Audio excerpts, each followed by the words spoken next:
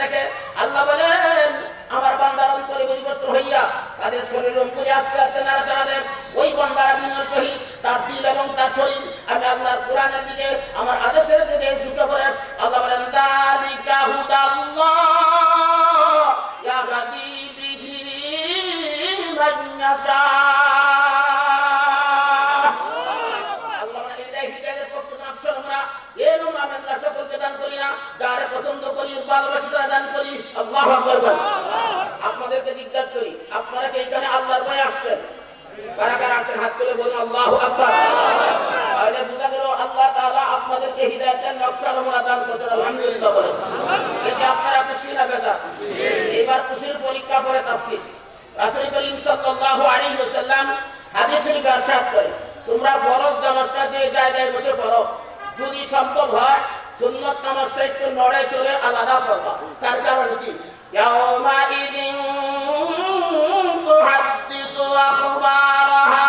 কিয়ামতের ময়দানে মুসিবতের দিনে বান্দা যখন যে জায়গায় বিশ্ববাদত করবে মাটির টুকরি বাংলার পক্ষ হইলে আল্লাহর সাক্ষ্য দান করবে। এক জায়গায় সুন্নাত পড়লাম আর এক জায়গায় ফরজ পড়লাম, সাক্ষী বেশি হইল না কম হইল? আসলে মানে আপনাদের সাক্ষী বেশি দরকার না কম দরকার?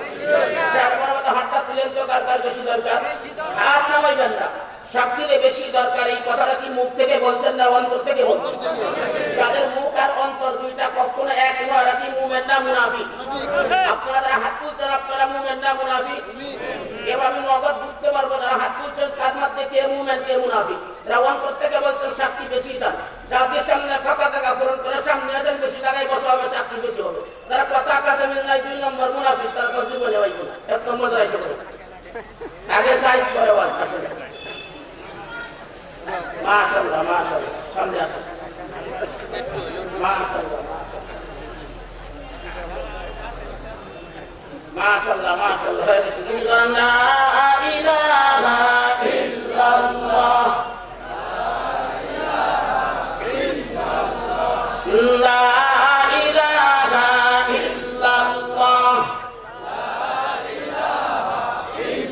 আমল যারা কাজ হবে না ওয়াল্লাহ কুনু ফিকিরে দিলের ময়লা সব হইবে মাওলার নামের জিকিরে লা ইলাহা ইল্লাল্লাহ জুড়ে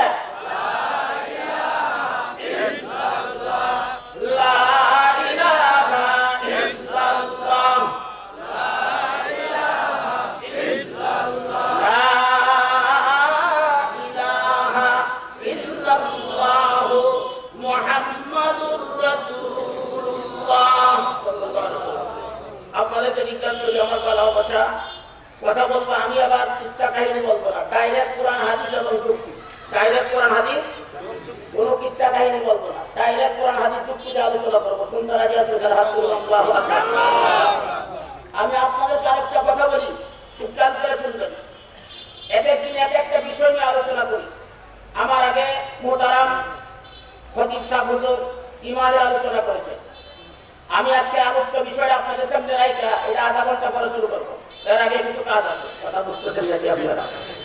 আজকে আলোচ্য বিষয় হয়েছে আমাদের সমাজের 90% মুসলমান নামাজ ভঙ্গের কারণ জানে, রোজা ভঙ্গের কারণ জানে, ওযু ভঙ্গের কারণ জানে, কিন্তু ঈমান ভঙ্গের কারণ জানে না। 2 নম্বর আলোচ্য বিষয় আঙ্গুল দিয়ে দেখায় দেন 70 বছর ধরে হজ করে ঈমানে বেজাল, মসজিদের মুতাওয়াজ্জি সভাপতি ঈমানে বেজাল। কথা বলেন না? নামাজ পড়ে 5 ওয়াক্ত হেরা ঈমানে বেজাল। কথা বুঝেন নাই? কথা বুঝেন নাই? তসবিহ দিবে 24 ঘন্টা হেরা ঈমানে বেজাল। যদি প্রমাণ না করতে পারি কাজ থেকে ওয়াজ খতম। আল্লাহু আকবার বলেন। শুনবেন কারা কারা হাত তুলে আল্লাহু আকবার বলেন। ওলামায়ে কেরামকে সাক্ষী রেখে চ্যালেঞ্জ করলাম আল্লাহর কোরআন দিয়ে। আল্লাহু আকবার বলেন। আপনাদেরকে জিজ্ঞাসা করি আমরা যারা এই মাহফিলে আসতে পেরেছি বসতে পেরেছি আমরা খুশি, কিন্তু যারা মাহফিলের আওয়াজ কানে যাচ্ছে মাহফিলে আসেই নাই এরা আল্লাহর কাছে 1 নম্বর দোষী। কথা ঠিক বলি? কিন্তু এইখানে যে লোক আছে এর থেকে বেশি লোক এই বাজারে আছে। এরাও কিন্তু মাহফিলের নিয়ত করে আসছে, এরা কিন্তু খুশি না এরা খুশি না। এদেরকে দোষে নেককার শয়তানে। শয়তান জোরে আমরা দেখে শয়তান কি আসলে নেককার না বদকার? আমি নেককার বললাম কেন জানার দরকার আছে না নাই? আল্লাহ বলেন ইয়া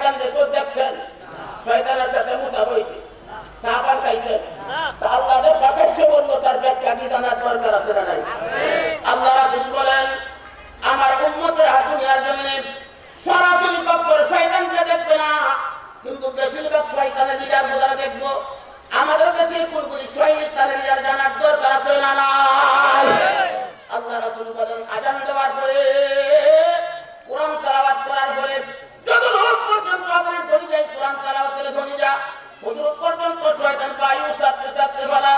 বর্তমানে আমাদের দেশে একটা নাম জানি মান্নাদার মানুষ আছে, আযান দেওয়ার পরেও কোরআন তেলাওয়াত করার পরেও সিলির মঞ্চে বসে থাকে, গানের মঞ্চে বসে থাকে, নড়ে চড়ে না।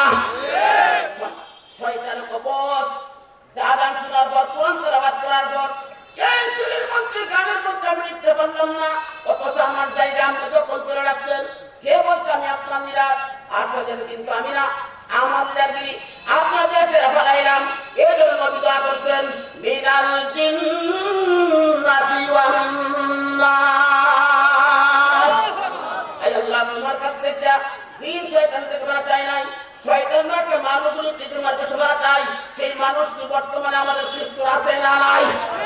আপনাদেরকে ফুরাই নেই আমার ওয়াজ বেশিরভাগ পানিকে বিরুদ্ধে যাবে। আল্লাহর কসম তাতে আমার কিচ্ছু আসে যায় না, কথা বলবো আল্লাহর পক্ষে। কিন্তু আপনাদেরকে ফুরাই নেই ওয়াজ যারা করাইতেছে যদি ওরা বিরুদ্ধে যায় তাতে আমার কিচ্ছু আসে যায় না। কিন্তু একটা চ্যালেঞ্জ করবো, আমার কথা যদি আপনার বিরুদ্ধে যায় না মানলে শুনবেন লাভ আছে। সকল বক্তারা তো হুজুর ওয়াজ না মানলে শুনলে লাভ নাই। আর আপনি যে বললেন না মানলে শুনলে লাভ কেমনে? ডায়রিয়াতে যখন মুখে আক্রান্ত হয় তখন তার স্যালাইন সেবন করা মুক্তি, তার পিছনের রাস্তাতে বাইরে 3 বালতি পরিমাণ স্যালাইন তারা খাওয়াইছে, 3 বালতি ভেড়ে করছে। তাই বলে কি খাওয়ানি বন্ধ দিছে? কোন আশায় খাওয়া যেই কত খাওয়াই তাই আর মধ্যে বের হইতে খাওয়ানোর খেলায় যখন বের হয়ে তুলাইতে পারে না, যখন কিনতে আটকা যায় তখন রোগী সুস্থ হয়। আপনার 2 নম্বরই করতে থাকেন, হিরাতেন শুনতেই থাকেন বের হয়ে যেত। শোনার খেলায় যেদিন বের হয়ে পড়ে থাকতো না, আল্লাহ রহমতের নজর করে যাইব, একটি কথা বিকতে আটকা যাইব, সেই দিন সুস্থ ইমান নিয়ে বজাইতে পারবেন। কথা বিকলাবে ঠিক সেরা পারে। আমি 2-4টা মানুষের নাম বলবো, শুনতে রাজি আছেন আপনারা? এক প্রকার মানুষ বর্তমানে আমাদের দেশে আছে, মসজিদের সভাপতি এবং মাদ্রাসার প্রধান অতিথি, আবার এইরকম মাহফিলের প্রধান অতিথি, আবার যাত্রা নাটক সিনেমার প্রধান অতিথি। এই দেশে আছে না নাই? এদের কেউ আছে বলবো নাকি? পায়খানার গন্ধ ভালো না খারাপ? আতরের গন্ধ ভালো না খারাপ? তাহলে পূজার নাক ভালো, সে কি করবে? পায়খানা পর্যন্ত আতর গ্রহণ করবো। যার কাছে আতর যেরকম লাগে পায়খানা সেই রকম লাগে। পরিষ্কার বুঝতে রূপটা মারাত্মক স্বর্গীটা আক্রান্ত। কথা বল না কেন? কোরআন ভালো না খারাপ? গান নাটক ভালো না খারাপ? তাহলে পূজার ইমান ভালো, গান নাটক পর্যন্ত করবো, কোরআন গ্রহণ করবো। এরা গানেও চাই, কোরআনেও আছে, গান নাটক পর্যন্ত করো না, কোরআন গ্রহণ করো না। বুঝতে আবার ইমানের মধ্যে সর্দি লাগছে, নাকের মধ্যে সর্দি লাগলে দুনিয়ার ডাক্তার ফার্মেসির কাছে সিরাপ সেবন করলে সারে অন্তর নষ্ট হলে আইয়ুহান নাস কাদ জাআতুকুম মাউইযাতুম মির রাব্বিকুম ওয়া শিফাউন লিমা ফিস সুদূর। আল্লাহ বলে, হে মানবমণ্ডলী, আমি রবের পক্ষ থেকে এই কোরআনে কারিমে যে সমস্ত কাজ করেছি এই 2 অন্তরের শিফা। আপনাদেরকে জিজ্ঞাসা করি, অন্তর বানাইছেন কে? অন্তর ঠিক করে কিন্তু আল্লাহ দিলেন কোরআন। আর বর্তমানে মনের শক্তির জন্য ব্যবহার করা হয় আমার গান। কথা বলেন না যা? আপনাদের কষ্ট হচ্ছে আলোচনা। জিজ্ঞাসা করি, গান কি আমাদের সৃষ্টি আছে না নাই? গানের কিছু প্রকার ভেদ আছে। কিছু গান হচ্ছে শরীয়তি গান, আর কিছু গান হচ্ছে মানবতী গান, আর কিছু গান হচ্ছে হকিকতি গান, কিছু গান হচ্ছে তরিকতি গান। নামের আগে কে মাহবুবে সুবহানি কুতুবে রাব্বানি, যেমন আর বড় কুতুব কিন্তু মুখে দাঁড়িয়ে নেই। কথা বলে না কেন? আসলে আসল ফেডারেশনের সভাপতি কিন্তু মুখে দাঁড়িয়ে নাই। উপাধি করতে করতে নাম করতে হওয়া যায়। কসুরি বানা আছে না? কসুরি বানা উপকৃত ফাঁকা হয়েছে 1 ইঞ্চি নিচের দেশি হয়েছে আড়াই, যোগ্যতা চাইতে উপাধি বেশি। কথা বলে না কেন? ঠিক না? এই কসুরি বাজার একটা ফসল নষ্ট করছে। বর্তমানে আমাদের আশেপাশে এই তরিকার নাম নিয়ে কিছু কাজ করে মুসলমানরা ইমান নষ্ট করছে। নাম দিতে চিশতিয়া, নাম দিতে কাদরিয়া, নাম দিতে নকশবন্দিয়া, নাম দিতে মুজাদ্দিদিয়া। চিশতিয়া তরিকার প্রবর্তক খাজা বলদিন চিশতি রহমাতুল্লাহি আলাইহি, উনি নিজের হাতে কিতাবটা নিজে লিখছেন। এই কিতাবের নাম হচ্ছে আনিসুল আবহা। উনার মুর্শিদ উসমান হাজি রহমাতুল্লাহ আলাইহির জীবনী। মুজাদ্দিদ আল-বাসানি রাহমাতুল্লাহি আলাইহি উনি নিজের হাতে যে কিতাবটা লিখছেন, এই কিতাবের নাম হচ্ছে হিদায়াতুল উম্মাহ। বরফির আব্দুল কাদের জিলানী রাহমাতুল্লাহি আলাইহি উনি নিজের হাতে যে কিতাবটা লিখছেন, এই কিতাবের নাম বুনিয়াতুত তালিমিল ফতুল গায়ব। সবগুলো কিতাব ইল্লা মাশাআল্লাহ আমি পড়েছি আল্লাহর কসম। তরিকার ফিরারা নামাজ কাজা করবো তো দূরের কথা, শরীয়তের আওয়ামিন তাহাজ্জুদ ইসতিগফার বাদ দেয় যায়। কথা বলেন না কেন? গান বাজনা করবো দূরের কথা, যে কানে গানের আওয়াজ দিতেছে ওই জায়গাও তারা যায় নাই। আমার এই ওয়াজ কি দরকার আছে আপনাদের?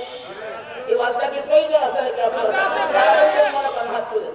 আল্লাহু আকবার। কথা বুঝতেছেন কি বলছি? তরিকার ফিরেরা গান বাজনা করে নাই, মাজারে সেজদা দেয় নাই, মাজার পূজা করে নাই। কথা বলেন না কেন? ঠিক না বেশি